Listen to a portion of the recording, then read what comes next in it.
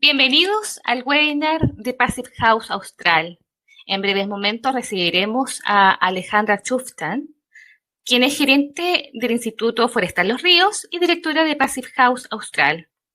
Bienvenida, Alejandra. Buenos Hola, días, ¿cómo estás? Bien, muchas gracias. Damos inicio a la actividad. Buenos días a todos, muchas gracias por acompañarnos en este webinar. Primero de un ciclo que se inicia hoy, pero que se desarrollará durante todo el año 2021, y donde abordaremos distintas temáticas relacionadas a Passive House. Esta actividad es organizada por Passive House Austral, que es una organización que agrupa a profesionales relacionados con la industria de la construcción y cuyo objetivo es difundir y impulsar y promover la aplicación del estándar Passive House en Chile y en Latinoamérica. Como ustedes saben, Passive House se sustenta en investigaciones y en conocimiento y principios físicos aplicados a la construcción, que han sido plasmados en una herramienta que ya ha sido utilizado con éxito por décadas en distintos tipos de edificaciones, y cuyo fin es dotarlas de un consumo energético mínimo o casi nulo. Y los resultados han sido respaldados y comprobados con mediciones en diversos proyectos a lo largo de todo el mundo. Es importante mencionar el contexto nacional y el compromiso que tiene nuestro país con la sostenibilidad, la eficiencia energética y con los problemas relacionados con la pobreza energética. Y por lo tanto, en este contexto, Passive House es una herramienta clave para apoyar las diversas problemáticas ambientales, por ejemplo, la descontaminación de las ciudades, para lograr altos estándares de calidad ambiental interior, para mejorar la calidad de vida y la salud de las personas en todo tipo de edificaciones. Y además de Passive House Austral, tenemos otros organizadores en este ciclo de webinar. Tenemos a Zero Energy, que es socio estratégico de Passive House Austral. Tenemos al Instituto Forestal, la Universidad Autónoma y la Universidad de Al-Sadd de Arabia Saudita. Además, contamos con el patrocinio de distintas instituciones y distintos actores, como el programa Madera de Alto Valor, la Red de Pobreza Energética, el Servio de la Región de los Ríos, la Seremía de Energía de la Región de los Ríos y la Cámara Chilena de la Construcción en sus sedes Osorno y Valdivia. También contamos con el apoyo de Negocio y Construcción para el desarrollo de esta actividad. Este ciclo de webinar además cuenta con apoyo de diversas empresas, tanto colaboradoras como auspiciadores, y esto es muy importante porque muestra que es una actividad que incorpora a la academia, al sector público, al sector privado, en torno a un tema de interés general como es el promover la sostenibilidad, la eficiencia energética y el mejoramiento de la calidad de las construcciones y con esto de la calidad de vida de las personas. Hoy partimos entonces con este primer webinar que se titula Passive House para combatir veranos calurosos. Este es un tema muy relevante dado el contexto de calentamiento global y las consecuencias adversas que esto tiene para la salud de los habitantes al interior de las edificaciones. Y en este sentido, los requisitos de Passive House son una alternativa efectiva para lograr un consumo energético bajo sin comprometer el confort térmico, el bienestar y el aspecto arquitectónico de los proyectos. Entonces, de esta forma se instalan nuevos desafíos arquitectónicos con altos estándares de diseño para evitar lo que se denomina comúnmente el sobrecalentamiento del interior de las edificaciones. Y hoy tenemos, para hablar de este tema, tenemos un grupo de expositores, tanto nacionales como internacionales, que tienen una amplia experiencia en los distintos ámbitos de Passive House y en el desarrollo de distintos proyectos que abordan estas temáticas. Y antes de partir con las presentaciones, les quiero contar que pueden hacer sus preguntas a través del chat y que al final haremos una pequeña ronda de preguntas con todos los expositores. Que no alcancen a ser respondidas en la ronda de preguntas se responderán luego por correo electrónico, pero es importante que indiquen a quién van dirigidas sus preguntas. Vamos a partir entonces con la primera exposición, que estará a cargo de Rodrigo Cáceres. Rodrigo, fundador de Plan Arquitectos, es arquitecto de la Universidad de Chile, diplomado en Patrimonio y Diseño del Paisaje de la Pontificia Universidad Católica y Passive House Designer del año 2020. Rodrigo nos hará una introducción sobre los conceptos y principios de Passive House. Hola Alejandra, gracias por tu presentación y saludar a todos quienes están conectados en este momento.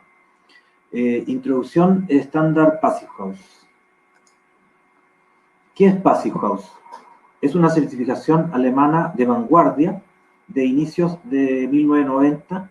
Es un estándar que está referido al consumo energético de la edificación. En la imagen vemos la primera vivienda Passive House de 1990. Bueno, las características de las edificaciones Passive House, básicamente podríamos decir que son respetuosas con el medio ambiente, son edificaciones eficientes en el uso de la energía, generan una mínima o nula contaminación ambiental, edificaciones confortables también, saludables y tranquilas, garantizan un gran confort y calidad ambiental y tienen un impacto positivo a nuestra salud y bienestar y calidad de vida. También son versátiles, adecuadas para todo tipo de programas de arquitectura y de todas las zonas climáticas. Entonces, los proyectos Passive House en el mundo, si bien es cierto, y hay que desmitificar un poco este tema, nace como una certificación basada en el diseño de viviendas, pero en el transcurso del tiempo esta certificación adquiere más importancia y se empiezan a aplicar en distintos programas de arquitectura.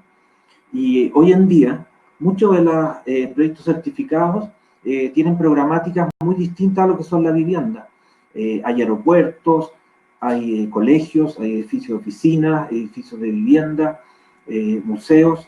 Por lo tanto, es una certificación que ya no solo lleva al diseño de la vivienda, sino también a cualquier tipo de proyecto de edificación.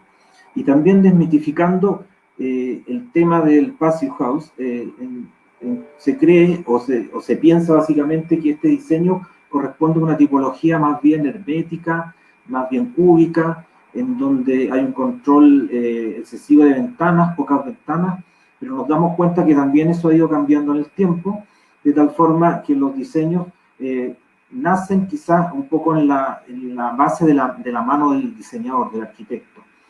Pero también sería interesante cuestionarse quizás, como podría pensar un teórico de arquitectura, cuál sería el lenguaje lógico de Passive House.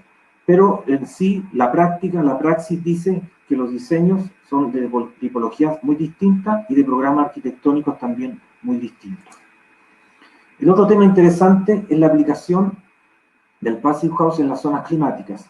Como ya les comenté, nace en Alemania, en un clima bastante frío, se propaga por Europa, en clima frío, pero la certificación actualmente no solo está en esos sectores climáticos, este avanzado a los distintos climas que hay en el mundo, distintas geografías.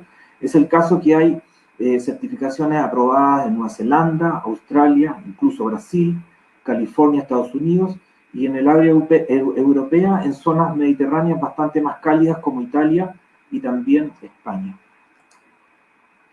Aquí un cuadro comparativo en relación a Passive House y entender un poco cómo estamos en Chile en razón a esta certificación.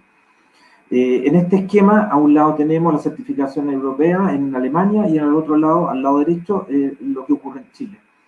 En Alemania, desde 1980 hasta el 2015, ha habido un progreso en la normativa de la demanda de calefacción, en donde desde 1980 tenían 260 kW por metro cuadrado año, y en la actualidad están en 45 kW por metro cuadrado año como una normativa que determina la demanda de calefacción. Y el Passive House estaría en 15 kW por metro cuadrado año. ¿Qué podemos decir de Chile en razón de los números que les presenté anteriormente? La normativa chilena no es expresa en hablar en kilowatt hora metro cuadrado año, pero hicimos una interpretación y un análisis para llegar a 98 kilowatt hora metro cuadrado año. Esa sería la diferencia que tenemos con lo que existe ahora en Europa. Y el estándar que hay de una casa en especial que ya se construyó en Valdivia y se está certificando Passive House, estaría en 12 kilowatt hora metro cuadrado año. Por lo tanto, nos damos cuenta que tenemos mucho trabajo que realizar y por lo tanto, como Instituto Austral, estamos en eso de poder masificar y dar a conocer cómo se generan las demandas de calefacción en los proyectos de arquitectura.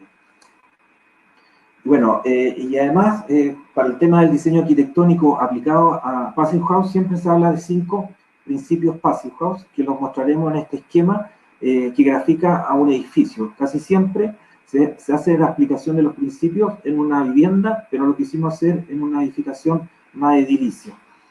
Entendemos que el clima interior estaría entre 21 grados en invierno y 25 grados Celsius en verano. Por lo tanto, la primera punto o el primer principio Passive House habla de lo que sería la envolvente térmica de alto desempeño para el edificio. Y el objetivo de esto es mantener una temperatura confortable interior sin cambios bruscos de temperatura. El punto 2 habla de la liberación de los puentes térmicos en la edificación, es decir, previene las condensaciones, el moho, los agentes biológicos que generan la edificación y la habitabilidad interior la hace mucho más adecuada. El punto 3, ventanas de alto desempeño. Esto apoya a generar excelentes condiciones de protección solar interior y una mitigación sobre el calentamiento interior del edificio. El punto 4 tiene sentido o corresponde a la hermeticidad de la edificación. La idea es de prevenir flujos de aire descontrolados al interior del edificio y aísla del ruido exterior. El punto 5, que podría ser un punto más distinto de lo que estamos acostumbrados al diseño de arquitectura, es una ventilación mecánica balanceada con recuperador de calor.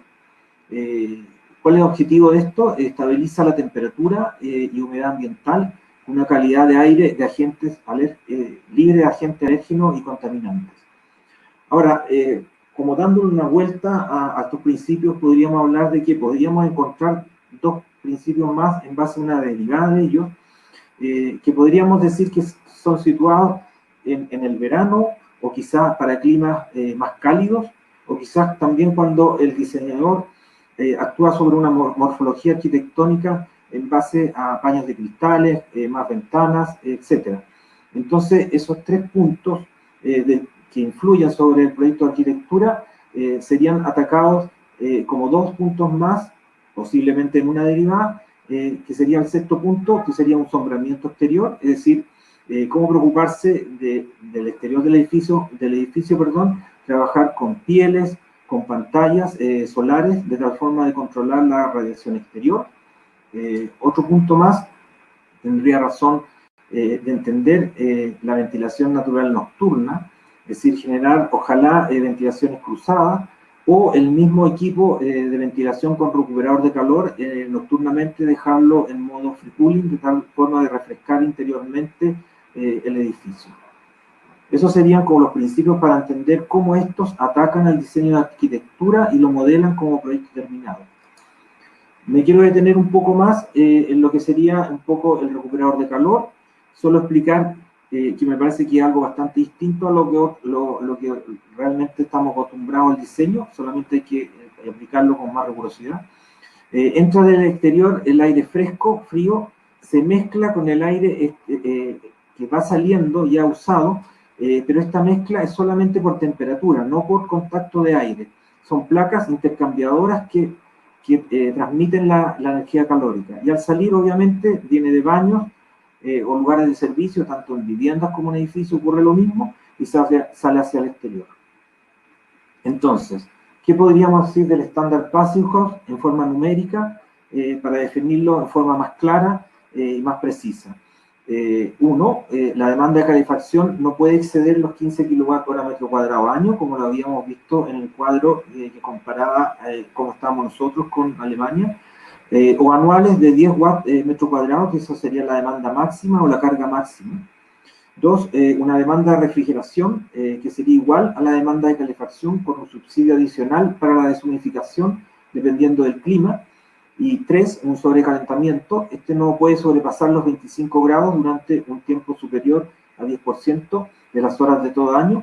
Y 4, una hermeticidad, es decir, máximo de 0,6 renovaciones de aire por hora, con una diferencia de presión de 50 pascales, verificando una medición o test de infiltración por medio de un blower test.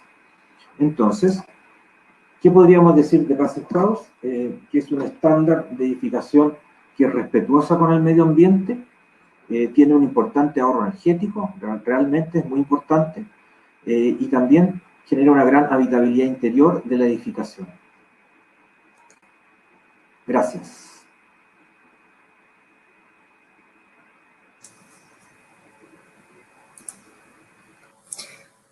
Muchas gracias, Rodrigo. Y luego de esta interesante presentación, que también es muy importante para contextualizar los aspectos técnicos de Passive House, seguimos con el doctor Fernando Cerce, quien es director del Departamento de Ingeniería Arquitectónica de la Escuela de Ingeniería de la Universidad Al Azhar en Arabia Saudita, es arquitecto de la Universidad Austral de Chile, Máster en Renewable Energy de la Universidad de Nottingham y doctor en Materials Engineering también de la Universidad de Nottingham.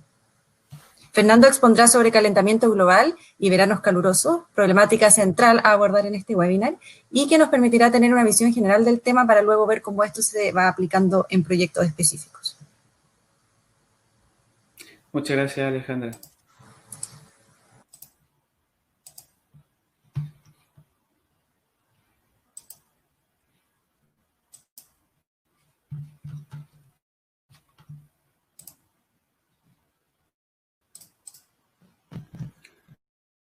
Muy buenos días. Junto con saludarles y darle las gracias a todos los que están aquí presentes, estoy ahora complementando lo que hace unos minutos atrás estuvo exponiendo Rodrigo Cáceres, y nos vamos hoy día, en estos breves minutos, a detener en cuáles son los efectos de estos veranos calurosos que estamos teniendo en Chile, y asociado también un poco en el contexto de calentamiento global. Bueno, decirles que de los últimos registros, este es el quinquenio que ha sido más cálido jamás registrado, que las temperaturas que se han registrado han superado 1.1 grados Celsius desde la época preindustrial. Ustedes ya conocen muy bien este gráfico, se ha presentado muchas veces, pero es muy importante volver a mencionar cómo la tendencia entre la diferencia de temperatura de la Tierra, ¿cierto?, con la del océano ha variado bruscamente a partir de la época industrial y hacia adelante, asociado obviamente a la generación y producción de dióxido de carbono por nuestras actividades humanas, ¿sí? Este es un gráfico muy conocido. Y hay un mito que quizás hay que desmitificar, y la pregunta es: ¿existe una mayor carga de temperatura, o en este caso radiación, que tenga algún impacto en el cambio climático sobre nuestra Tierra?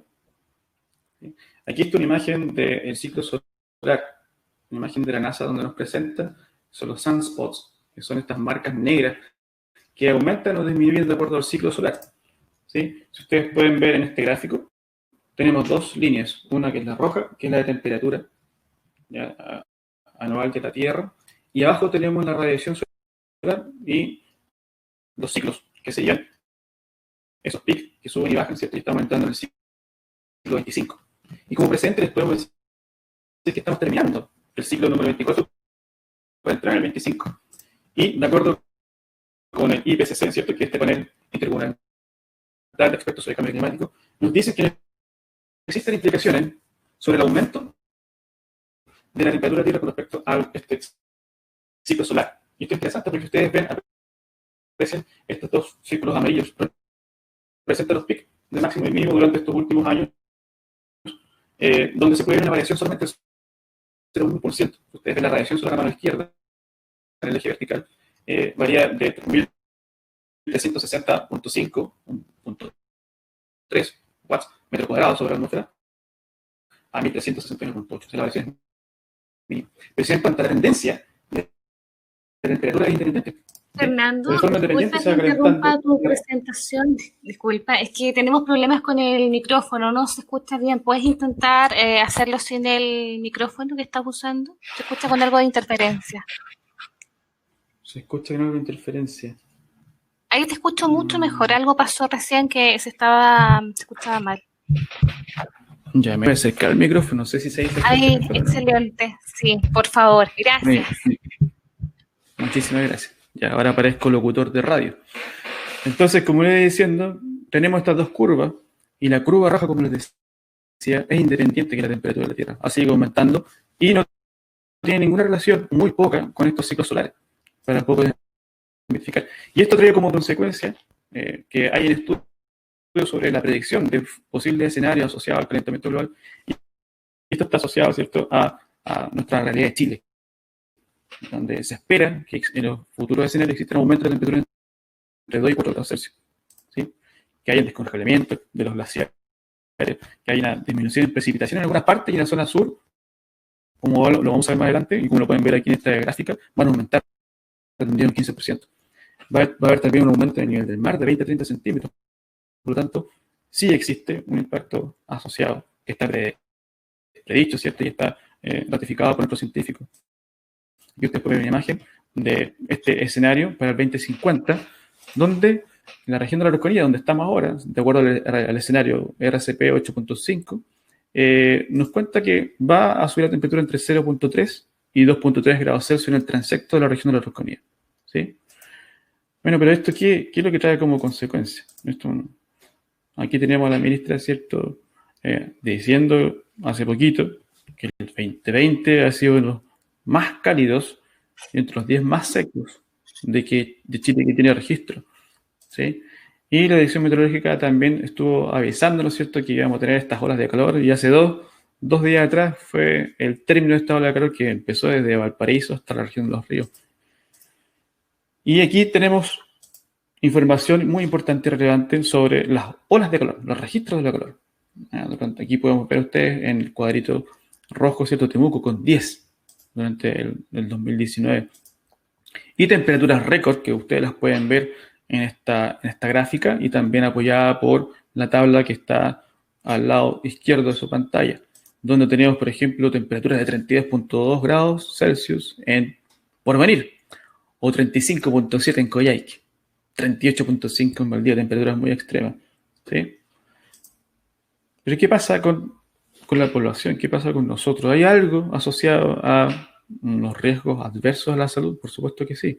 Y hay un estudio muy interesante que se desarrolló por ARCLIN, que les voy a presentar ahora, donde, por ejemplo, ellos se han dedicado a almacenar muchos datos y obviamente calcular las predicciones en base a los escenarios, donde han hecho un listado en términos de salud y bienestar, una lista de indicadores donde podemos ver anegamientos de asentamientos costeros, inundaciones, donde ustedes pueden ver en esta gráfica cómo se predice, ¿cierto?, un aumento de probabilidades de inundaciones y también asentamientos costeros, obviamente, asociados al aumento del nivel del mar.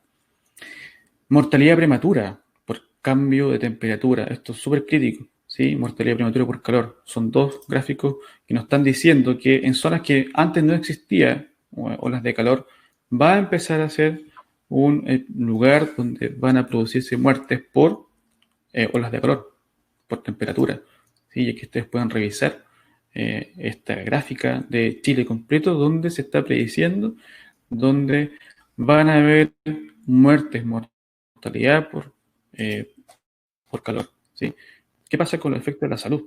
No se ha hablado mucho en torno a la salud mental, por ejemplo. Todo el estrés térmico, ¿cierto?, o higrotérmico asociado a la temperatura y la humedad también se ve, como lo ven en la gráfica, asociado a las olas de calor, y zonas en las cuales, ¿cierto?, ustedes pueden ver donde no existía históricamente hablando, ¿cierto?, lugares donde pudiese existir una temperatura muy elevada, se está cambiando desde la zona central hasta la zona del sur, antes, ¿cierto?, de atravesar a Chiloé. Hay, como lo puede predecir aquí, registro de que posiblemente habrá un aumento en el disconfort térmico. Y todo esto asociado al cambio climático. Efectos de islas heladas, ¿sí? Efectos de la isla de calor. Todo esto nos está dando indicadores de que algo tiene que cambiar en la forma de que nosotros construyamos las ciudades. Bueno, esta pandemia también nos ha traído también muchísimas lecciones con respecto al confinamiento. Estos espacios que ahora, como estamos comentando en verano, obviamente, vamos a estar encerrados, vamos a estar con aire viciado, quizás vamos a estar con un sobrecalentamiento, porque los edificios no están adaptados y no están pensados para tener un confinamiento del 100% constantemente, y sumando todas las otras cargas de calor, como hablaba en este caso Rodrigo, nos está dando a gritas, nos está gritando, ¿cierto?, que hay algo que hacer, ¿ya? Y los principios básicos, como lo van a explicar los siguientes relatores, nos van a dar las soluciones, ¿sí? muchos otros temas y yo quería dejar este contexto muy breve para que los siguientes expositores pudieran seguir con los proyectos Passive House. Y con esto yo termino. Así que muchísimas gracias.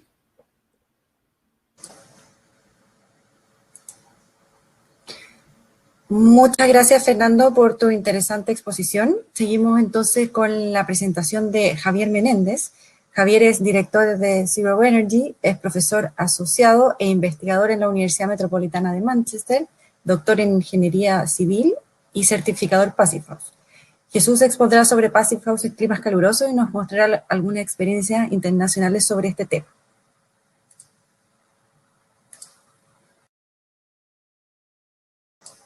Está sin audio, Jesús. Correcto, sí, perdona.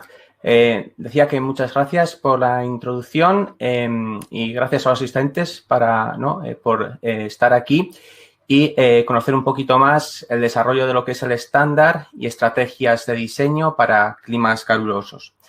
Yo os voy a comentar en unos 20 minutos aspectos que hay que tener en cuenta a la hora de enfocar ideas y conceptos de diseño cuando tenemos que ser vigilantes y asegurar también el confort en verano.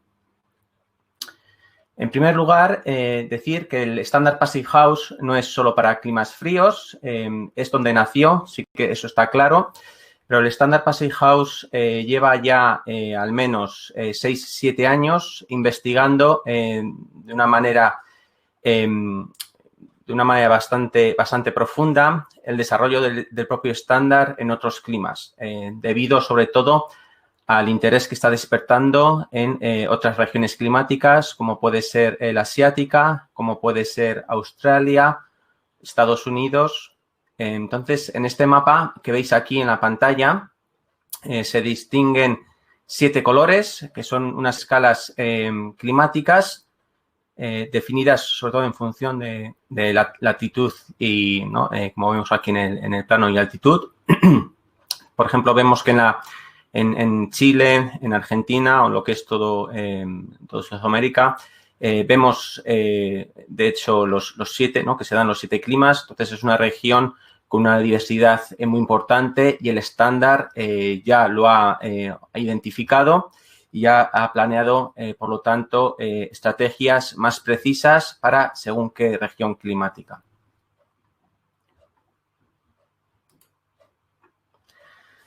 Entonces, ¿por qué me puede interesar esta ponencia?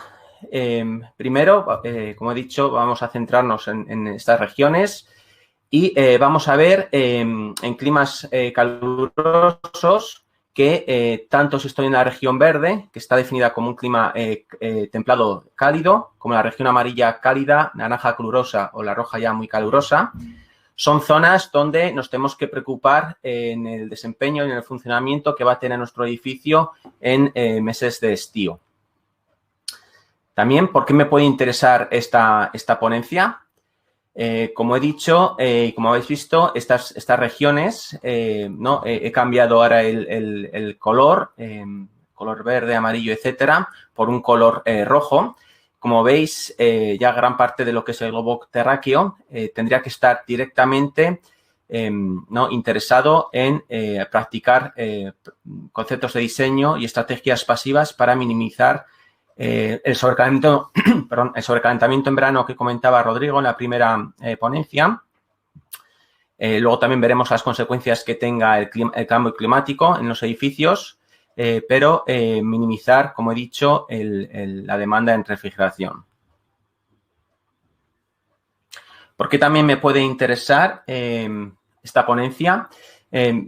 Quizás me gusta invertir la pregunta de qué es un edificio Passive House y las ventajas que podemos adquirir al diseñar y al ejecutar bajo el estándar. Voy a invertir esa pregunta y yo propongo que piensen en qué edificio no quisiera vivir, en qué edificio no quisiera trabajar o en qué edificio no quisiera que estudiasen, por ejemplo, mis hijos. Entonces, centro aquí, voy a poner ligeramente en pantalla, voy a hablar de CO2, voy a hablar, muy importante, la calidad del aire interior, ¿no? Indoor Air Quality. Vamos a hablar, ¿no? de consumo energético, gasto, ¿no? en dólares o en pesos. Vamos a hablar de estrés térmico, vamos a hablar de corriente de aire, ¿no? En velocidad de aire en metros segundo.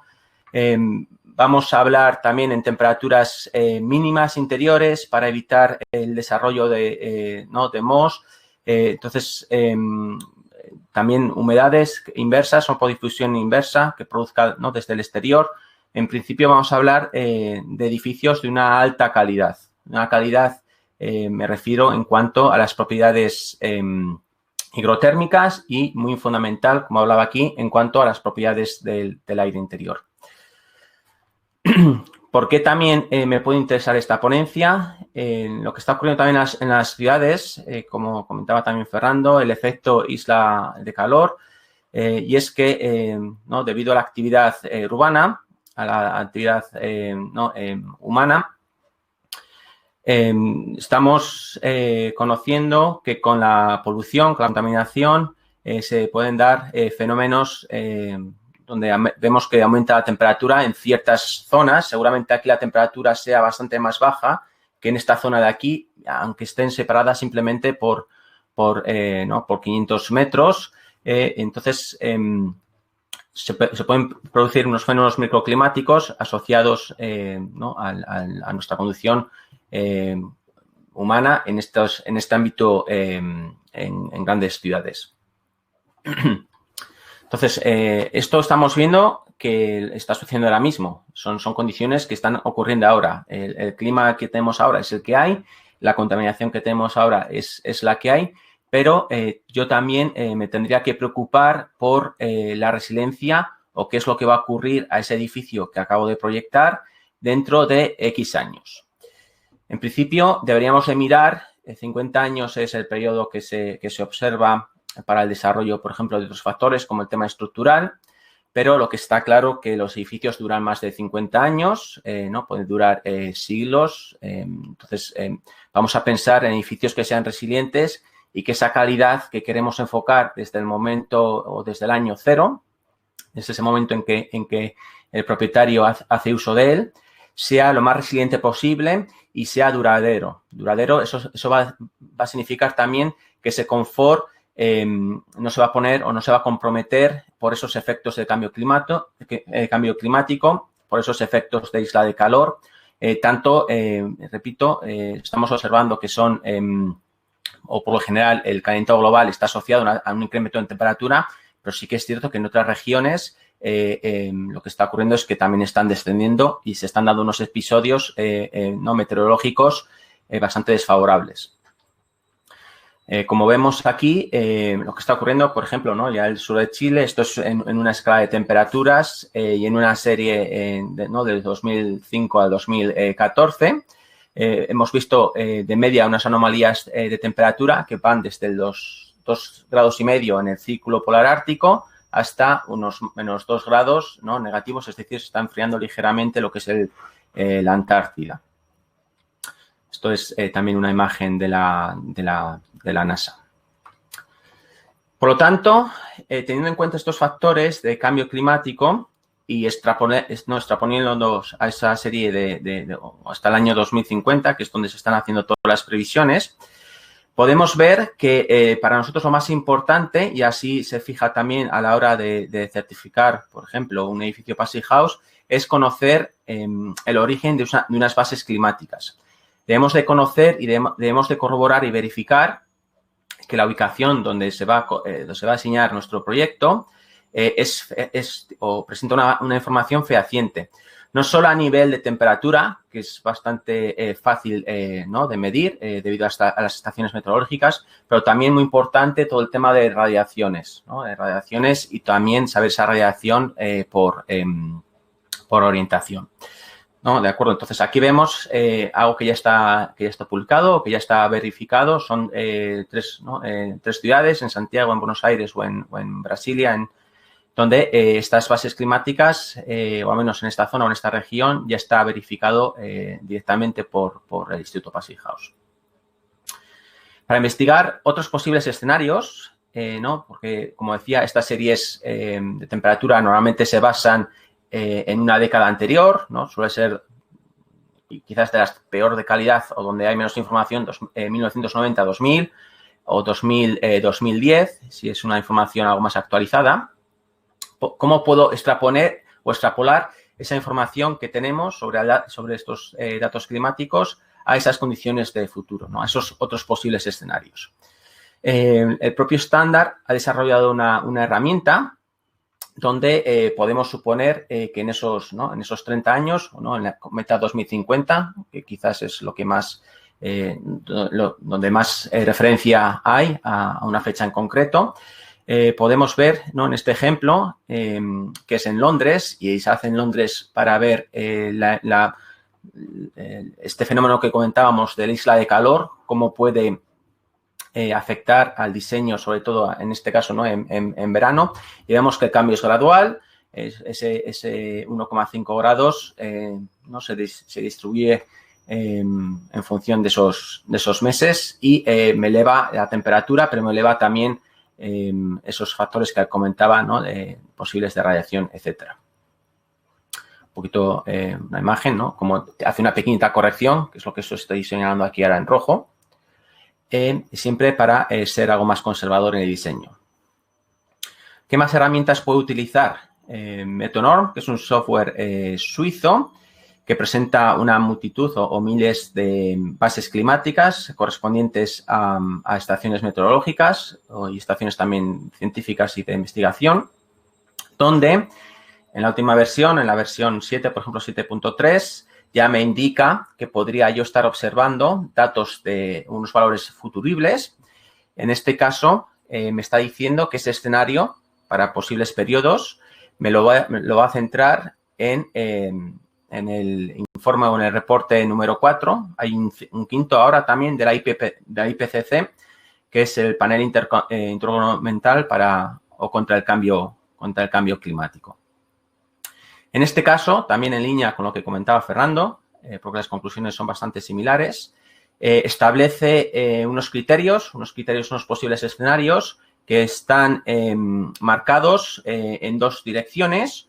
Uno, dependiendo de qué tipo de políticas se van a emplear, si van a ser políticas más locales, ¿no? A nivel regional, o si son ya políticas transnacionales como las que puede recomendar o la ONU, por ejemplo, o la Unión Europea.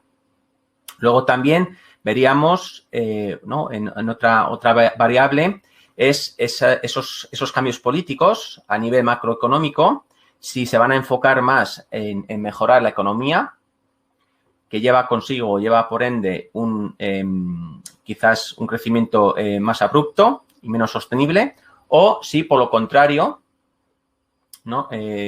Sabiendo lo que está ocurriendo con el cambio climático, esas políticas, tanto transnacionales o internacionales como políticas, se van a centrar en lo que es la conservación y la remediación de este cambio climático. Por lo tanto, en este caso tendríamos esta matriz de 2×2, que quizás son los que más se usen, ¿no? en cuanto a esa posible verificación de ese escenario futurible.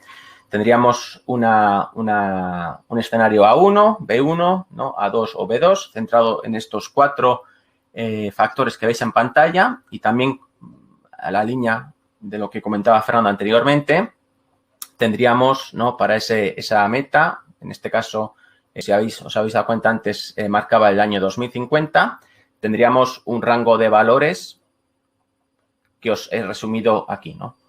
Veíamos como en algún sitio era hasta 2,5 grados, pues esto podría yo modificarlo, implementarlo en este software de base de creación de datos climáticos. ¿De acuerdo? Por ejemplo, un caso de estudio es un proyecto que se ha certificado como EnerFit, que es la rama Passive House para rehabilitación en el centro de Londres, y para tener en cuenta lo que es este efecto de isla de calor, veríamos con la herramienta facilitada por el propio instituto, como de hecho es la más estricta en este caso, con el PHPP original. PHPP es la herramienta de simulación energética, que veríamos aquí la curva está representada, ¿no? Por la parte inferior, y dos posibles escenarios creados con lo que os acabo de comentar. Entonces, hemos podido comprobar que con un diseño original, donde se prescinde de refrigeración, porque las frecuencias de sobrecalentamiento son relativamente bajas. Sobrecalentamiento, como ha dicho Fernando, es una variable en la que define que menos o la restricción es menos de un 10% de horas al año tenga una temperatura de 25 grados. En este caso, vemos que con esas premisas, os pongo aquí un poco de cómo es esta vivienda, que ya os digo está en Londres.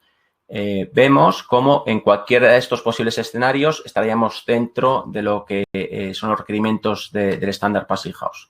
Por lo tanto, podríamos definir o prever que ese edificio también se va a comportar bien, aunque se vea, no a modo global, se vea afectado la temperatura ambiente o, en la ciudad.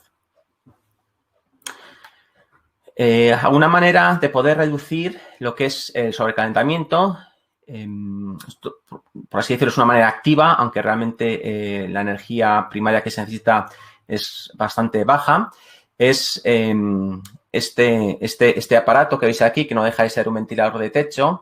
Es un poquito más técnico, se llama HVLS, es High Volume Low Speed, es decir, que mueve grandes volúmenes, grandes columnas de aire, pero a una velocidad muy, muy baja, y suelen ser muy recomendables para espacios grandes de alto volumen, por ejemplo, almacenes, aeropuertos o a nivel industrial, y cuando hay una altura libre disponible, normalmente superior ya a los 4 metros.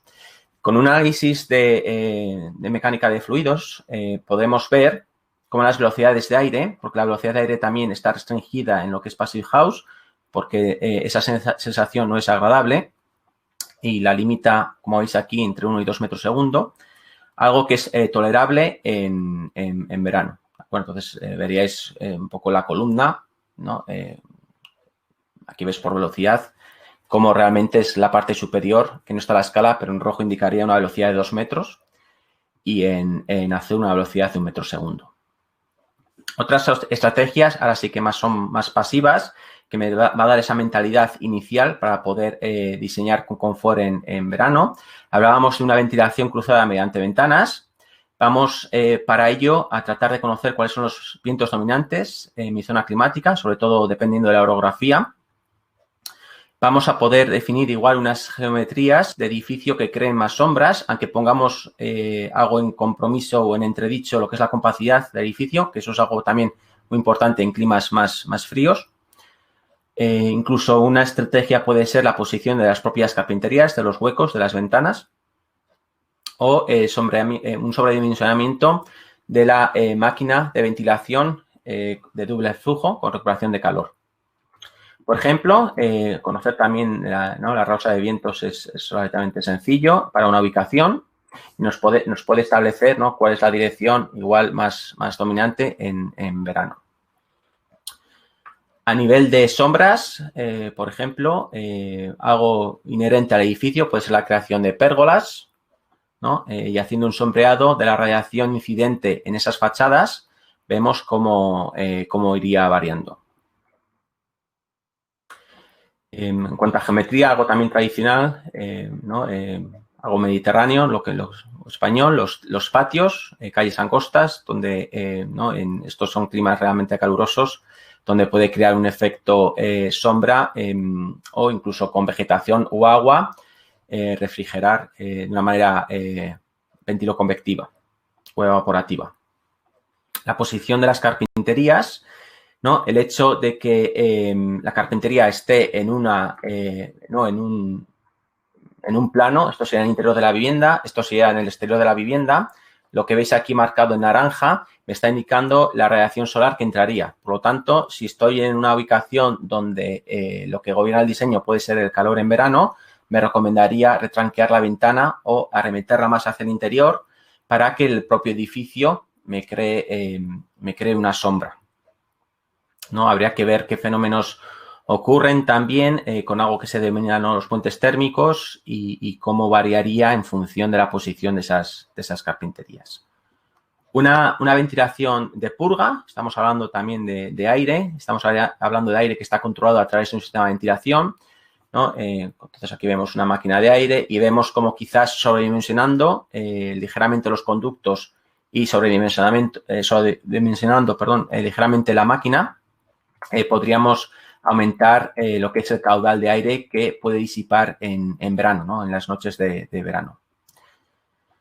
Estas estrategias de ventilación cruzada, una ventilación más forzada a través del equipo de ventilación o a través de las ventanas, solo va a poder ser útil en clima que no sea húmedo, ¿no? En un clima más tropical no va a ser conveniente porque disminuiríamos seguramente la refrigeración sensible, pero al entrar humedad tenemos que refrigerar para deshumidificar ese aire y puede que sea contraproducente. También vamos a necesitar un gradiente de temperatura mínima. Cuanto más gradiente de temperatura entre la noche y el día, más efectivo va a ser ese sistema.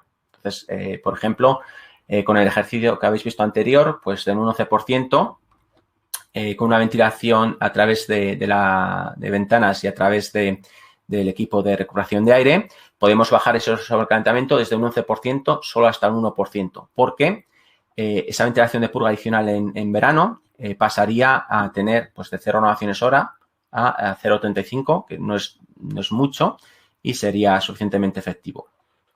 Ya para concluir, tenemos que tener en cuenta también otros materiales que quizás son más apropiados para nuestra lucha contra el calor en verano, como puede ser la inercia térmica, la construcción más en masa, como puede ser la utilización de aislamientos algo más densos, como puede ser también aislamientos que tengan un mejor amortiguamiento térmico, es decir, que sean capaces de retener ese calor en su propio núcleo celular, como pueden ser también colores más claros, pinturas reflectivas, ¿no? Siempre igual tenemos la imagen de viviendas mediterráneas, blancas o con unas cubiertas de color, ¿no? Un azul. Y luego también el hecho de diseñar fachadas que estén también muy ventiladas. ¿De acuerdo? Bien, yo con esto ya acabo mi ponencia. Olga. Muchas gracias, Jesús, por tu presentación. Muy interesante y nos permite también ver el desarrollo de este tema a nivel internacional y todo el potencial para nuestro país y para el resto de Latinoamérica. La siguiente presentación será realizada por Nicolás Valdés. Nicolás es socio fundador del estudio Valdés Hageman Arquitectos, es arquitecto de la Universidad Finisterre, y nos presentará sobre las estrategias de eficiencia energética y climatización implementadas en un proyecto específico. Gracias. Nicolás. Hola, gracias.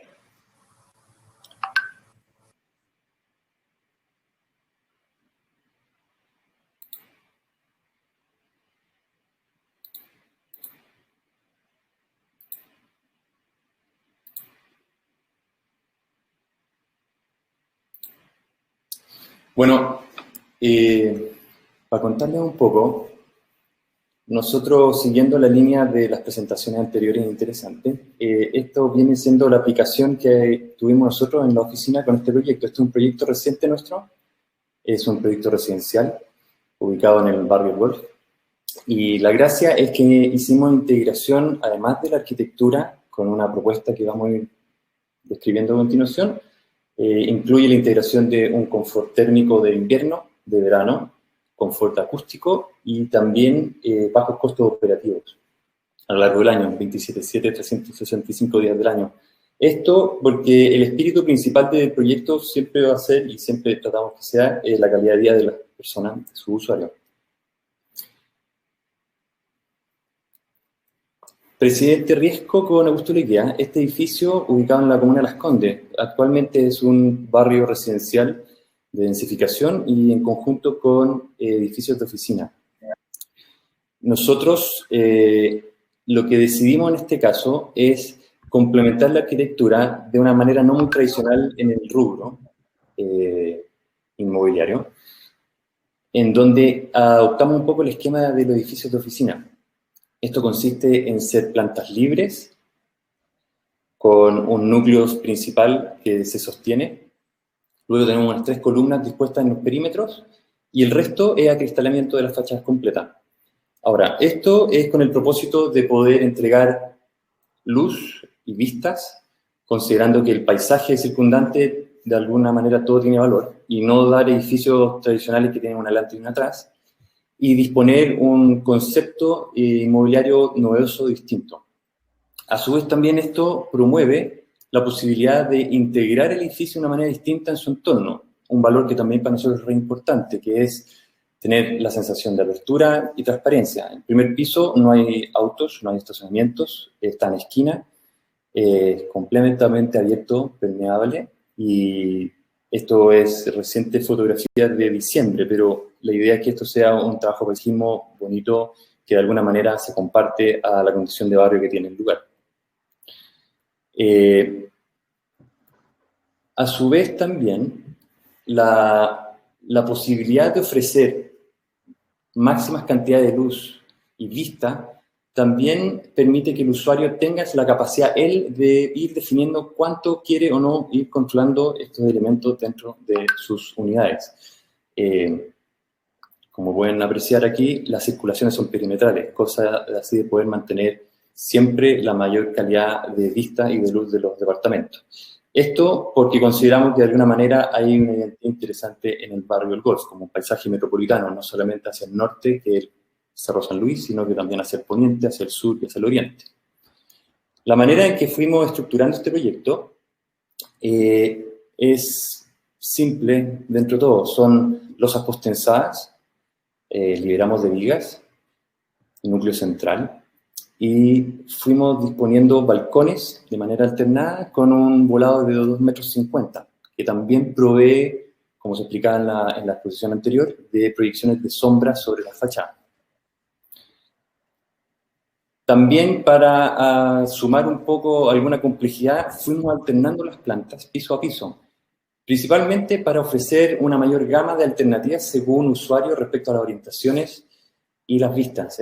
Puede ser que haya usuarios que les gusta el sur, puede ser que haya usuarios que les gusta el norte, puede ser usuarios que les gusta la cordillera, puede ser que haya usuarios que les gusta el poniente, el Cerro San Cristóbal, etc.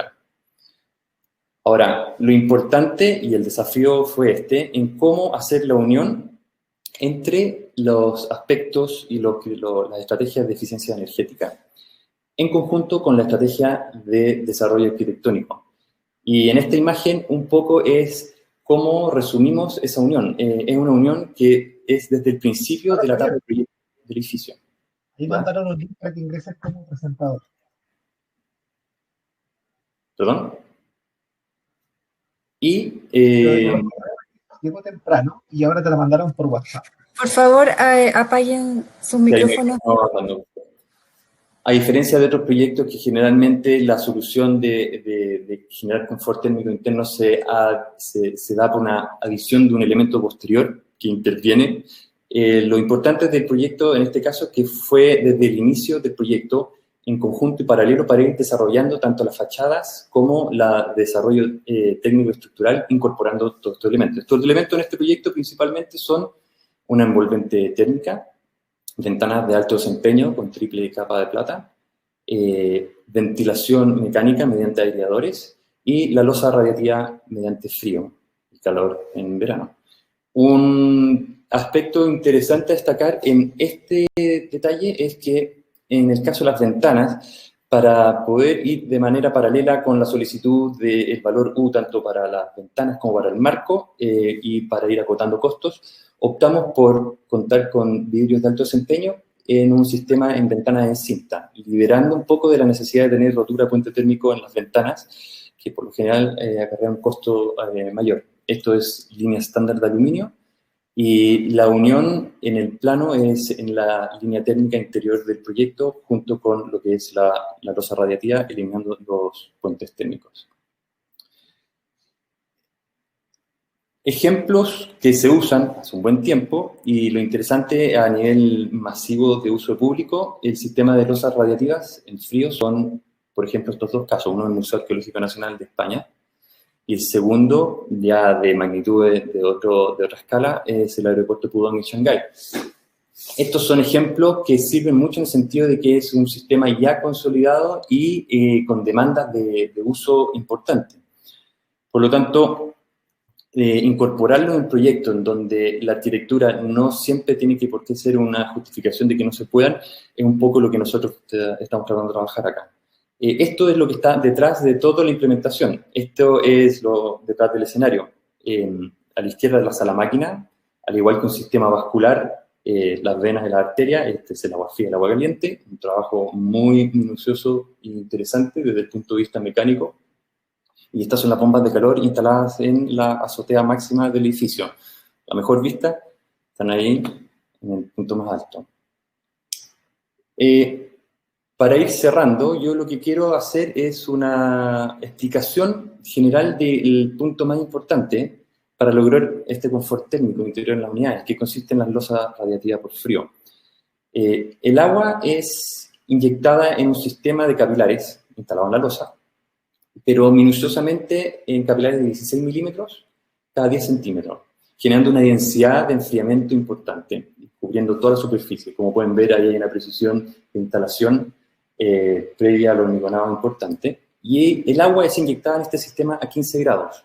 Lo relevante de que funcione la bomba de calor a 15 grados es porque reduce los costos operativos, está dentro de un margen eficiente de uso, no genera condensaciones y el agua se inyecta en esa temperatura para poder generar 24 grados internos en las unidades, con un retorno de esa agua inyectada a 15 grados entre 17 y 18 grados.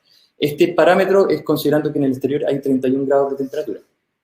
Ahora, lo interesante de este sistema es que el saldo, o más bien el retorno de la temperatura, de esta energía que se extrae del departamento, se incorpora nuevamente al edificio en lo que es el agua caliente sanitaria, en la provisión de todo el sistema de agua sanitaria. Entonces, de alguna manera, se vuelve a cerrar un ciclo en reincorporando de nuevo la energía generada en el edificio mismo. De la experiencia que tuvimos en este edificio, lo que nos dejó muy satisfecho es que no solo es un sistema que incorpora la reincorporación valga la redundancia, de la energía, sino que también funciona en condiciones muy agradables de ambiente, necesarios para tener una calidad de espacio de uso permanente gratos, que no hay ruidos y no hay presencia de corrientes de aire. Luego también es compatible con la arquitectura. Nosotros tenemos grande acristalamiento de fachadas, hay una dependencia de cristales de mejor performance, claramente, pero no está subordinada a las decisiones de fachada y de arquitectura por lo que vienen siendo los sistemas climáticos. Y por último, me gustaría hacer una incorporación de que este es un sistema que se sostiene principalmente en radiación más que en convección. Y en los momentos y tiempos que estamos viviendo hoy día es bastante en sintonía con poder mantener limpios y aislados los espacios de trabajo y la casa sin el ingreso de agentes externos que no siempre son los más limpios, ¿no es cierto? Entonces es consistente y va en línea un poco con cómo se están estableciendo las cosas de aquí a futuro. Por último, para rematar, voy a llamar el ciclo del sistema y ahí pueden seguir claramente el agua en una temperatura baja de 15 grados, activando por radiación todo el sistema, llegando a los 24 grados, retorna hacia la bomba de calor y la bomba de calor transfiere hacia la ACS del proyecto para distribuir de manera gratuita a todo el proyecto. Eso principalmente, gracias por su tiempo, y les voy a dejar con Alejandra ahora para que pueda seguir con su ponencia del edificio. Gracias, Nicolás. Continuaré yo entonces ahora presentando la estrategia de sustentabilidad y la certificación LEED de edificio Risco.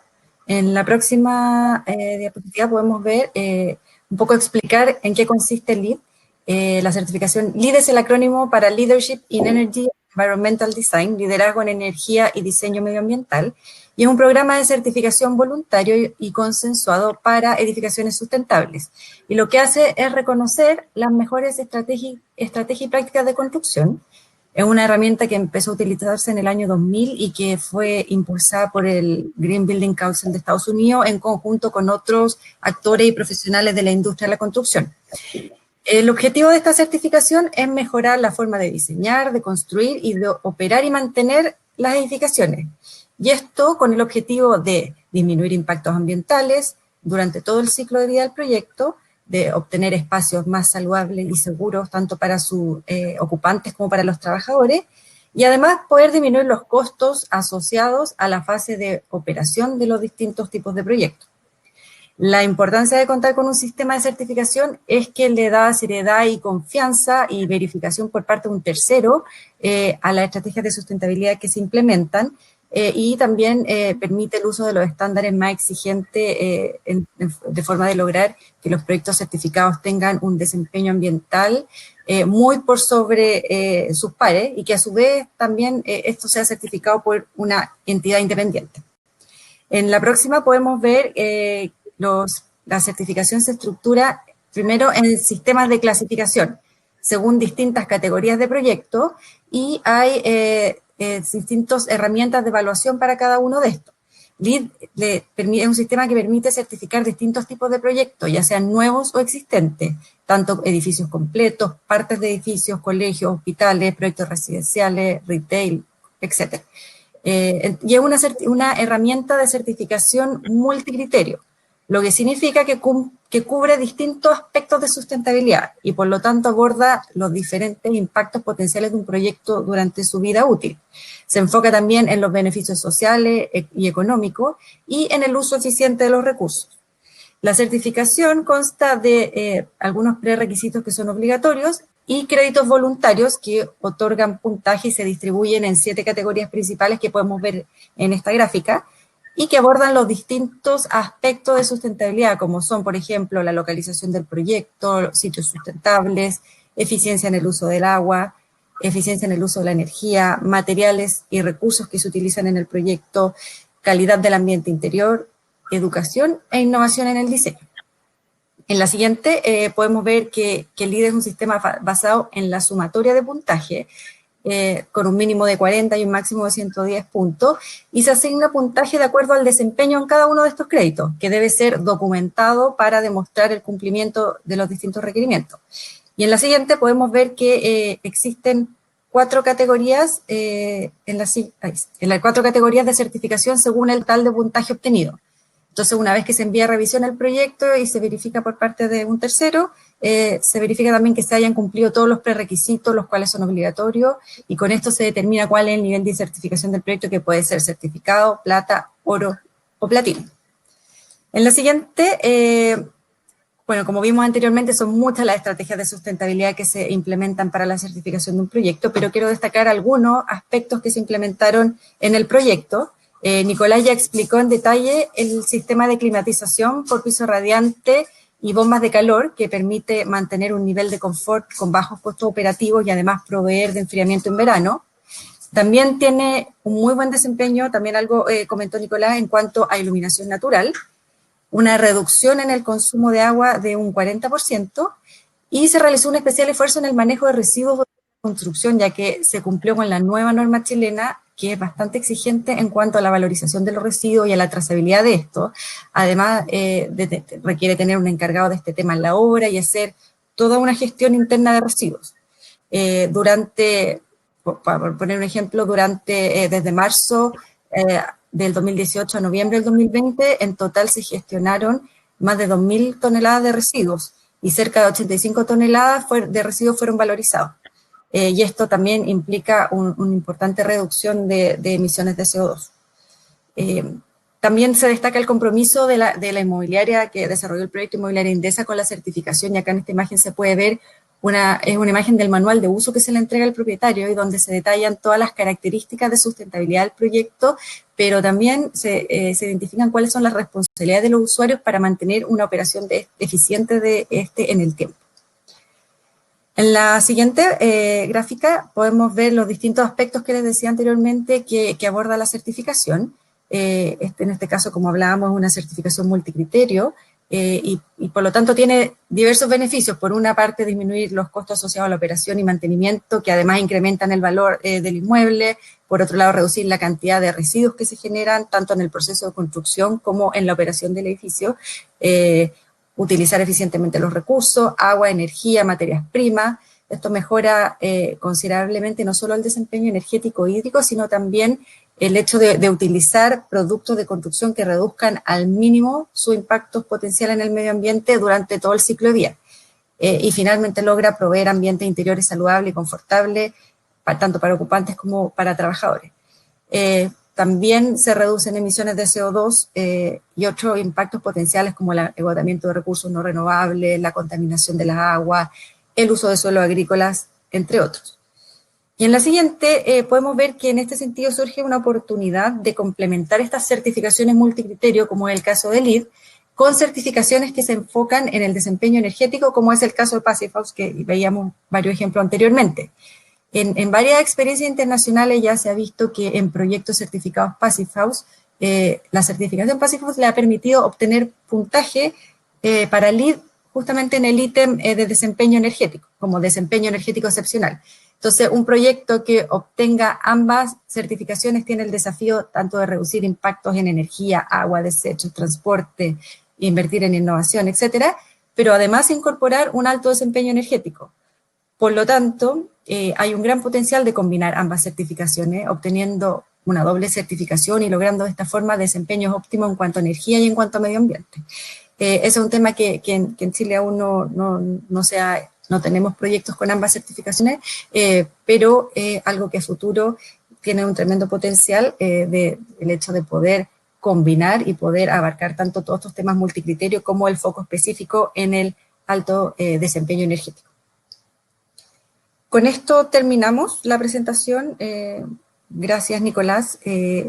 Seguimos ahora entonces con Juan Carlos Aravena.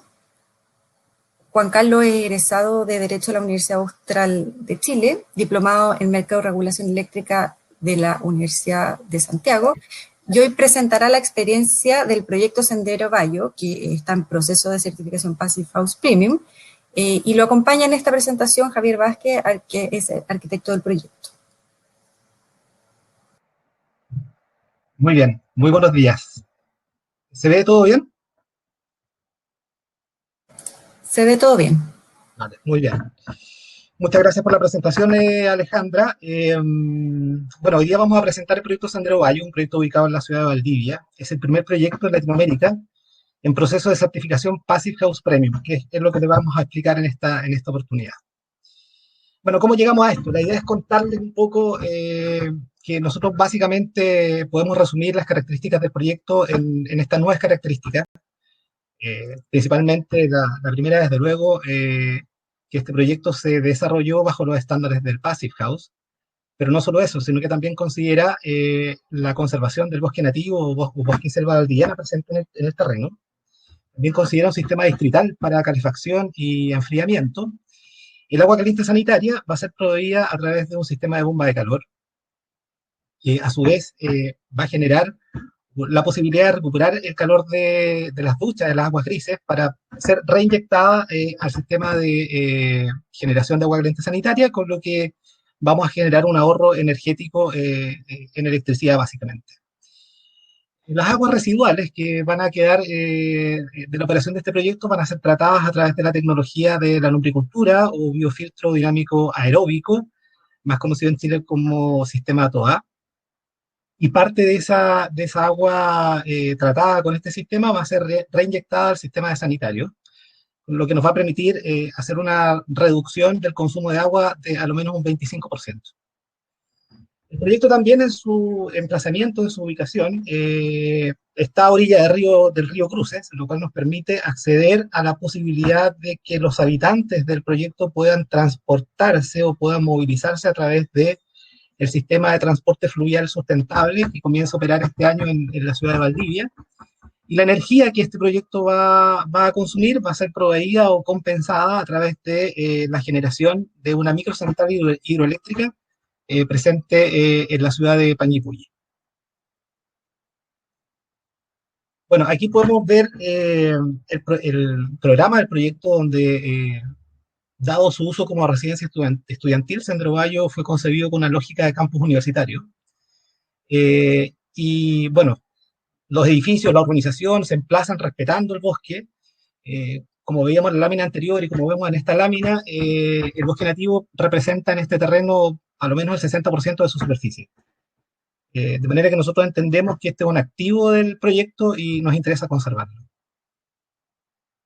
También está la presencia de una playa que fue construida el año 2018, es una playa artificial que se generó a partir del dragado del río Valdivia. Y bueno, son 8.000 metros cuadrados de playa para el disfrute de los futuros residentes de esta residencia universitaria. Javier. Hola, hola, ¿se escucha? ¿Sí? ¿Juan Carlos, se escucha? Sí, se escucha bien, Javier. Perfecto.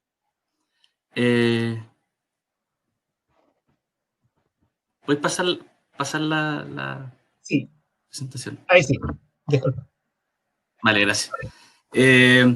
Bueno, yo les voy a hablar un poco de este proyecto y yo soy el arquitecto del proyecto Sendero Bayo. Me tocó hacerme responsable del diseño, teniendo en cuenta que yo y mi oficina no somos particularmente personas ni estamos enfocados 100% en el diseño de edificios Passive House. Sin embargo, nos tocó enfrentar el desafío de diseñar este edificio con ya ciertos criterios que intentábamos manejar con respecto al Passive House. Teníamos ciertas nociones, habíamos tenido una primera intervención con otro proyecto que era Sendero Bayo 1, que fue un proyecto que llegó a una fase de proyecto, no de desarrollo final, digamos. Escucho un ruido de alguien que tiene el micrófono, no sé si será... y finalmente definimos intervenir el proyecto con la asesoría de un montón de profesionales, y realmente yo les quiero contar un poco la experiencia de alguien que no estaba tan familiarizado. Sin embargo, me tuve que hacer cargo junto a mi equipo de desarrollarlo, teniendo en cuenta un montón de cosas que no estaban inicialmente en el desarrollo normal de proyectos que nosotros diseñamos con mayor frecuencia, digamos, que son edificios de mediana altura y proyectos que no están en este estándar. ¿Puedes pasar, Juan Carlos, por favor? Gracias. El proyecto consta son 8 edificios en un entorno totalmente natural. Realmente nosotros tuvimos que definir una curva de nivel, básicamente donde había una zona donde no lograba intervenir tanto el bosque. Tenemos ciertas dimensiones que estaban establecidas por relaciones con una ruta que pasa por atrás, la playa que mostraba Juan Carlos. Entonces, un proyecto está concebido relativamente, es un campus caminable, donde las circulaciones verticales de los edificios son parte integrada del desarrollo urbano del proyecto, de la urbanización en sí misma, y deja en un módulo separado el volumen con los 3 niveles, más un zócalo, donde contemplan 24 departamentos por edificio, 48 en total en sus dos primeras etapas, que son edificios unidos, que están ahí, el uno el que está a mano derecha, y el 2 el que está a mano izquierda. Las especialidades a cargo del proyecto eléctrico y todo de HTS Ingeniería, y Chile apoyando desde el punto de vista del Passive House, nos fue asesorando y nos fue aportando en realidad muchísimo a cómo podíamos enfrentar este desafío, este tremendo desafío, un proyecto que en un primer momento era solo Passive House y se fue poniendo mucho más exigente el estándar, y llegamos finalmente a un desarrollo que en la siguiente, por favor. Yo voy a definir 2 conceptos, no tengo muchos minutos. El primero es la integración.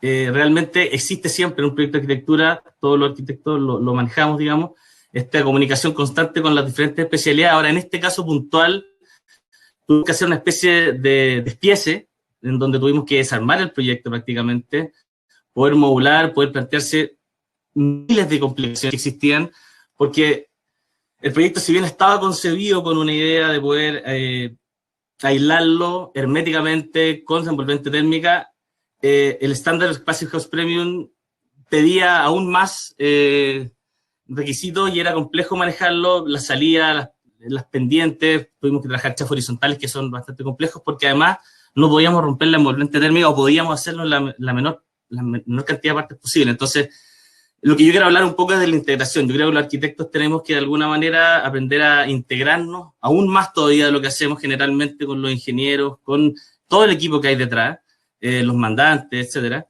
Y porque realmente yo creo que es el resultado de un trabajo integrado de varios equipos de personas, en donde nosotros como arquitectos, yo básicamente intenté ser una especie de coordinador también, aunar fuerzas para que cada uno de los especialistas y aportaran con lo de uno y uno pudiese en el fondo entregar soluciones también desde lo arquitectónico, desde la arquitectura en sí mismo, del diseño.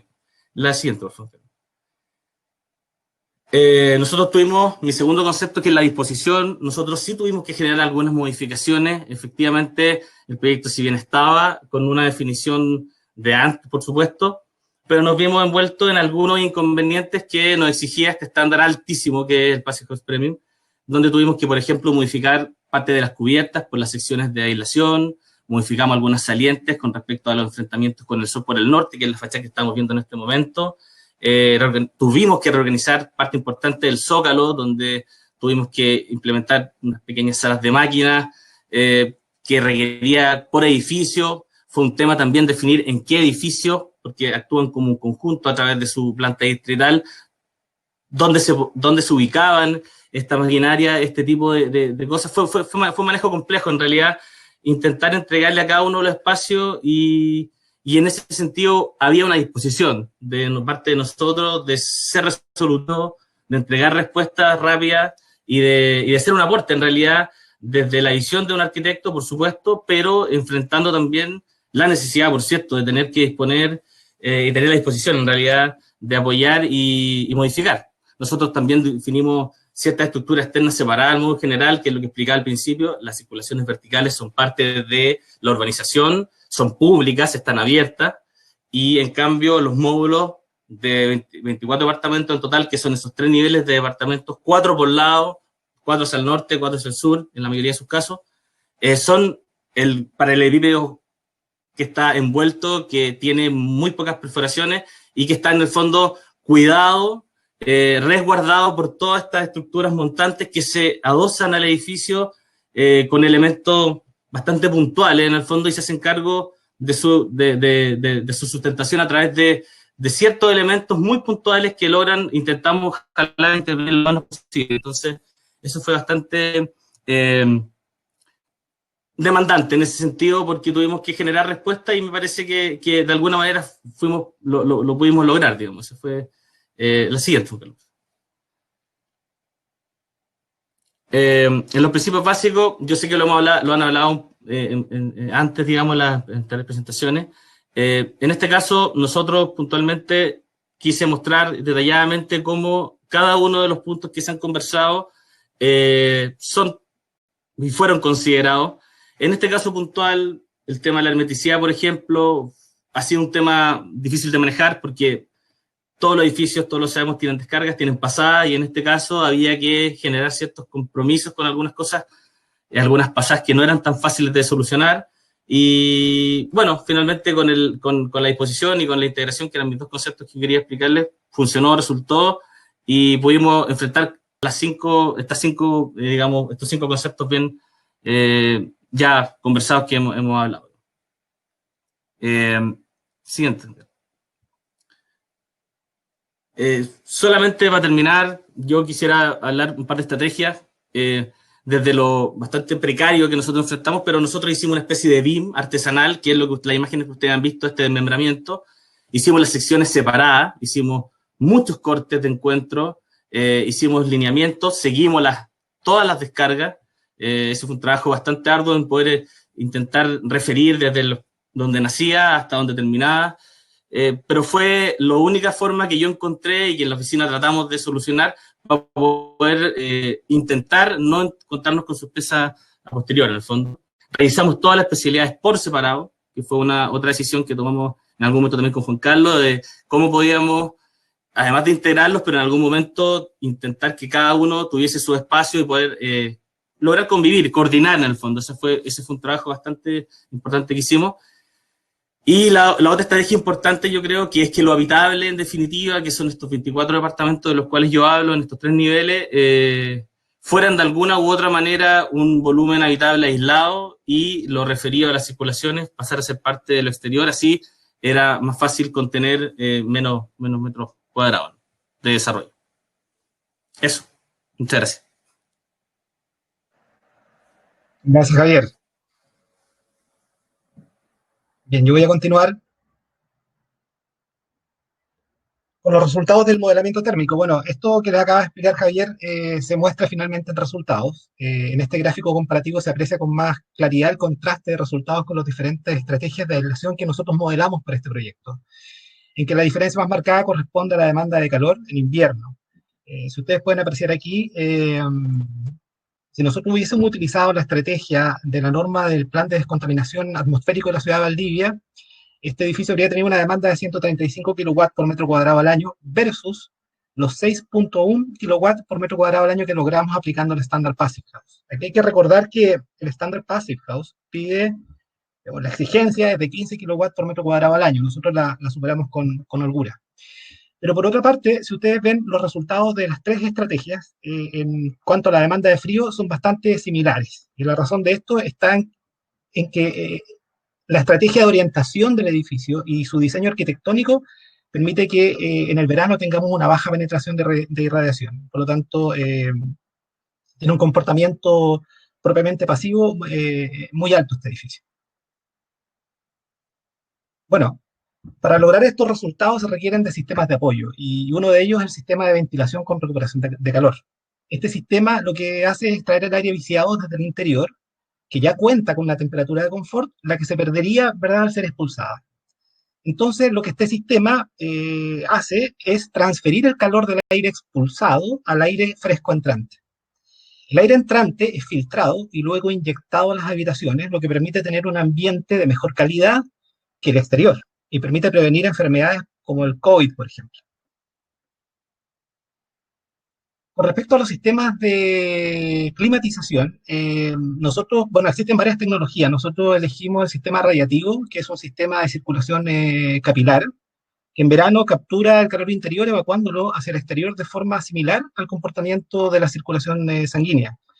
La circulación sanguínea absorbe y distribuye el calor por todo el cuerpo, regulando la temperatura. Este sistema hace lo mismo, manteniendo una temperatura homogénea en todo el volumen de la habitación. Es decir, tanto en las partes altas como en las partes medias o en las bajas, nos vamos a encontrar con la misma temperatura sin que existan estas diferencias. A veces en una habitación tú puedes encontrar los pies fríos y la cabeza caliente. Bueno, aquí no, la temperatura es pareja en todo el volumen. Bueno, Sendero Bayo está en proceso de certificación Passive House. Y la certificación Passive House tiene categorías. Las categorías Classic, Plus y Premium. Estas tres categorías se diferencian por las exigencias de generación y demanda de energía. Sendero Bayo está en proceso de certificación más alta de las tres, de la categoría Premium. Lo que quiere decir que este proyecto no debe tener una demanda de energía superior a 30 kW por metro cuadrado al año y debe generar al menos 120 kW por metro cuadrado proyectado en ocupación de suelo. En resumen, Sendero Bayo es un proyecto de residencia universitaria diseñada con estándar Passive House, en proceso de certificación en categoría Premium, que producirá su energía por medio de una turbina hidroeléctrica que operamos en la comuna de Panguipulli, que genera 2.5 gigas al año, que obtendrá agua caliente sanitaria y climatización por medio de un sistema distrital, y cuyos residentes podrán optar por movilizarse hacia sus puntos de interés por la red fluvial de la ciudad de Valdivia a través del sistema de transporte sustentable. Nosotros visualizamos una serie de características en las que el Passive House es una herramienta más que nos permitirá lograr el resultado que tenemos proyectado. Passive House es una tremenda herramienta, pero que tiene que estar vinculada con otras estrategias que vayan más allá del edificio. Ahí aparecen entonces la conservación del bosque nativo, el sistema distrital, el transporte fluvial, etcétera, que en su conjunto dan una idea más precisa acerca de cómo nosotros visualizamos el desarrollo de los proyectos de construcción en el futuro.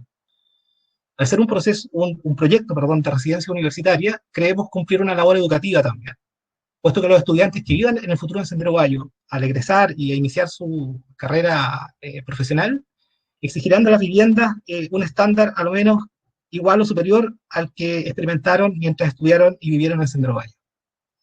Bueno, espero que les haya parecido interesante el proyecto. Nuestros datos van a estar disponibles a través de la página de la corporación, por si alguien quiere obtener más información respecto de lo que le acabamos de presentar. Muchas gracias. Buenos días. Muchas gracias, Juan Carlos y Javier, por su presentación. Voy a invitar ahora a todos los expositores a prender sus cámaras para poder responder algunas preguntas que tenemos acá en el chat. La primera pregunta, Jesús, quizás tú puedes responder esta pregunta. Si Passive House tiene todos estos beneficios que hemos señalado en las distintas presentaciones, ¿por qué no se ha masificado en Chile? Si Passive House... bueno, obviamente no conozco tanto igual la casuística en Chile. Lo que sí que puedo decir es como qué está ocurriendo en otros lugares. Passive House empezó en Alemania, se extendió por otros países en Europa, sobre todo. Lo que también os puedo decir que hay muchos países cuya normativa nacional o local ya ha adaptado lo que es el estándar Passive House, ¿no? Países como igual quizás Luxemburgo, Bélgica, algunas regiones en Irlanda. Entonces, no es que igual se hace más Passive House de lo que se conoce en Europa. En Chile yo creo que el fenómeno está por llegar, porque también el fenómeno de masas empieza o se produce cuando empieza a haber ya ejemplos, ¿no? Realizados, y los asistentes o el público en general conoce estas bondades que tiene el estándar. Y también cuando se empieza a desarrollar un poco la industria también en la zona, ¿no? Para poder ofrecer estos productos sin tener que exportarlos. Entonces, yo creo que es cuestión de tiempo el que no se empiece a masificar como algo realmente muy popular, pero sino que vaya creciendo de forma sostenible, pero seguramente exponencial. Sí, sí. Muchas gracias, Jesús. Tenemos también una pregunta para Nicolás. Dice, ¿el postensado de las losas no afecta estructuralmente a los conductos de enfriamiento? Respondiendo a la pregunta, Alejandra, a ver, la cota del cable postensado efectivamente entraría en conflicto. Por lo tanto, en el proyecto se definieron una sobrelosa. Las losas son de 16, 160 milímetros postensadas y una sobrelosa de 90. La que considera un 20 milímetros en aislación, 50 en la losa radiativa y después otros 20 milímetros en aislación acústica y terminación de piso. Por lo tanto, no hay conflicto, son independientes estructuralmente una de otra. Muchas gracias. La siguiente pregunta dice, y quizás esta la puede responder Fernando Sarce, considerando que en Chile no tenemos una gran diferencia térmica entre la estación cálida y fría, ¿cómo se visualiza la aplicabilidad del estándar Passive House? Muy buenos días, ¿se escucha? Sí, se escucha bien. Excelente. Oye, muy buena pregunta. No sé quién la hizo, pero agradezco la pregunta. Mira, esa pregunta puede ser respondida desde dos puntos de vista. El primero, analizando la norma 1079, la norma china 1079, donde hay un registro histórico de temperaturas nacionales, donde hay 53, no zonas climáticas, pero sí está agrupado por sectores que son pertenecientes a las comunas, donde aparece todo ese registro de temperatura. Y ahí podemos ver que las temperaturas medias anuales, y si por ejemplo colocamos las temperaturas máximas o medias anuales en ciudades, varían entre 12, 13 grados Celsius para Santiago, y uno puede ver ese delta T en temperaturas medias, y ya estamos hablando de peaks, ¿ya? Donde hay una diferencia de temperatura de 10, 12 hasta 15 grados Celsius. Justamente en estos momentos estoy participando en un paper donde se analiza esta zona climática, también la zona climática que está siendo propuesta por actualización de la normativa, donde aparecen ahora 13 regiones climáticas y podemos ver cuando analizamos el transecto por región, tenemos cordillera, tenemos la planicie, ¿cierto? Y tenemos la parte costera, donde sí hay diferencias de temperaturas sustanciales. Justamente, no sé si puedo compartir pantalla, una imagen de esta publicación, si les parece, como para responder más técnicamente esta pregunta, donde se analizó justamente bajo el benchmark de Passive House el factor de temperatura, para de alguna forma analizar el país completo con estas zonas climáticas, y donde sí se muestra que existe una gran diferencia. No sé si los puedo compartir, ¿les parece? Les voy a compartir la pantalla 2. No sé si lo pueden ver ahora.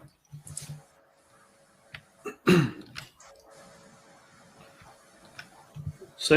Donde se ve justamente lo que responde a la pregunta de la persona que estuvo recién haciendo, donde sí existe una variación de los factores de temperatura asociados a las zonas térmicas. Eso te está diciendo inmediatamente que sí existe la posibilidad de implementar Passive House.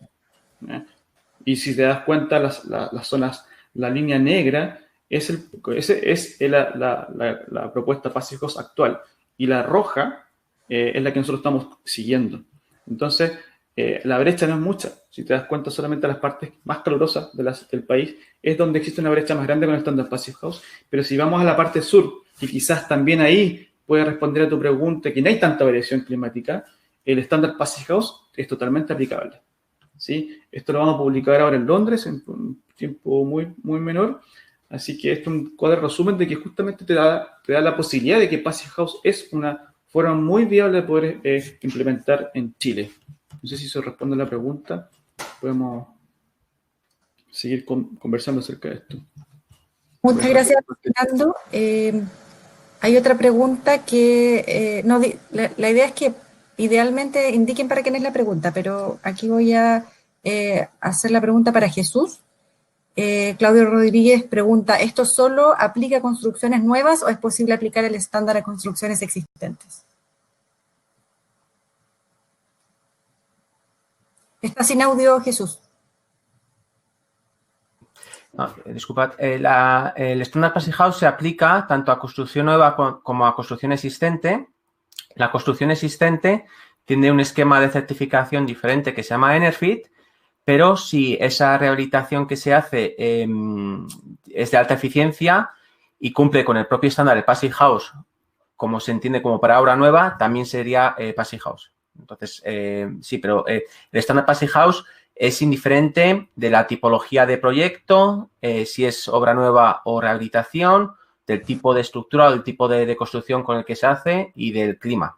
¿De acuerdo? Es universal porque lo que hace es seguir las leyes, los fundamentos físicos de la termodinámica. Muchas gracias, Jesús. Tengo dos preguntas para Juan Carlos, una de Roberto Cárdenas y tengo otra más que también es sobre Sendero Bayo, así que voy a hacer las dos juntas. Juan Carlos, ¿en qué rango se incrementa el costo por metro cuadrado entre proyecto original y segunda alternativa con aplicación de estándar? Y la otra, ¿tienen prevista una monitorización posterior al edificio? Juan Carlos no está conectado. En breve se conecta.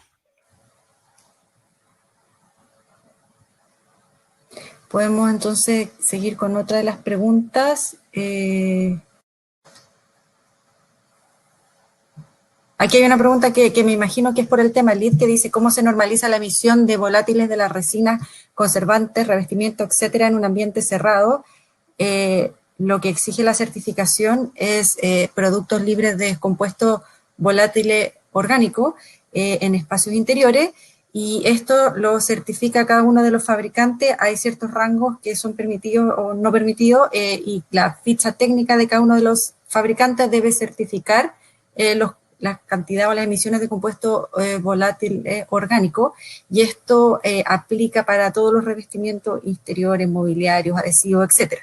Entonces, el cumplimiento se demuestra a través de la ficha técnica, más las facturas de compra y la documentación anexa al tema. Me imagino que esa pregunta se refería a tema LEED, que es el que aborda compuestos volátiles orgánicos.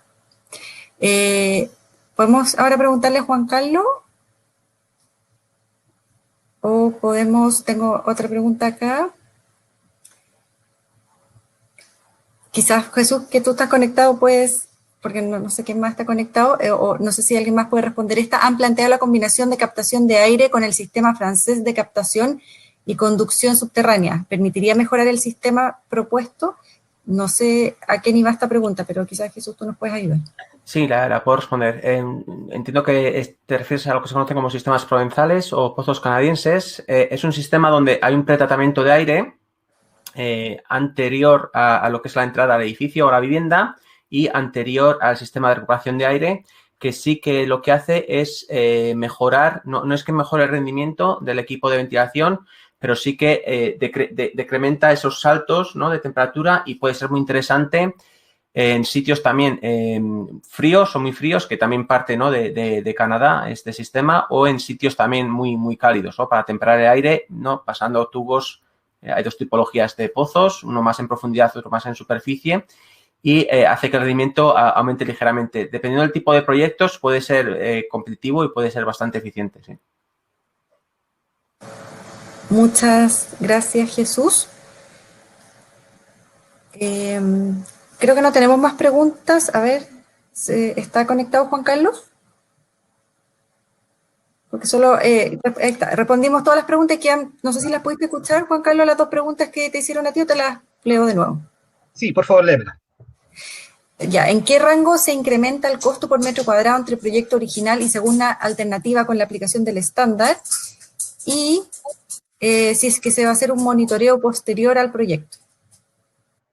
Con respecto a la primera pregunta, yo la voy a reformular un poco, porque la verdad es que para poder comparar peras con peras y manzanas con manzanas, la verdad es que hay un incremento en el costo por metro cuadrado, que debe representar del orden del 5 o 7% con respecto a una construcción tradicional, porque básicamente esto se trata de diseño, ¿verdad? No se trata de materialidad necesariamente o principalmente. Pero cuando uno pone todos los elementos en la mesa, que no es solamente el costo directo de construcción, sino que también el costo de operación, lo que se llama el CAPEX y el OPEX, ¿verdad? Te das cuenta de que en realidad el proyecto es más barato. O sea, vas a tener una mayor inversión inicial, pero como lo mostraba en el gráfico, si nosotros hubiésemos utilizado el PDA, estaríamos gastando en energía, en electricidad, del orden de los, no sé, 17 millones de pesos por edificio al año, solamente por calefacción, a pesar de ser, perdón, y con el estándar Passive House, ese valor baja a 1,7 millones al año. Entonces, proyecta eso a 10, 20, 15 años de la vida útil del proyecto y te vas a dar cuenta que es más barato el estándar Passive House.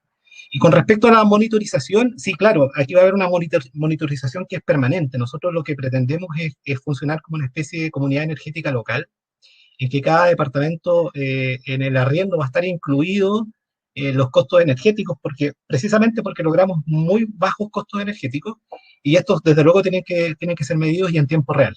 Así que vamos a tener muchos datos que vamos a poder compartir. La idea es que una vez que este proyecto esté funcionando y salgamos de la época de invierno, ¿no?, de clases, la gente tenga la posibilidad en verano de visitarnos y de experimentar el vivir, el dormir en un lugar con estos niveles de eficiencia.